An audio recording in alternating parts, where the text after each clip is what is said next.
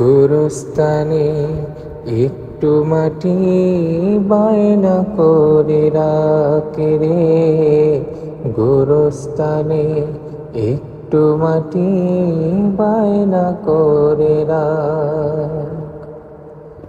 আতর গোলাপ সুরমা চন্দন কাফন নামের দেহ বন্ধন, আতর গোলাপ সুরমা চন্দন কাফন নামের দেহ বন্ধন, আলমারিতে রাখে রে তুলে একটি কোরআন পাক রে, এখনই তো আসতে পারে চলে যাওয়ার ডাক রে, এখনই তো আসতে পারে চলে যাওয়ার ডাক।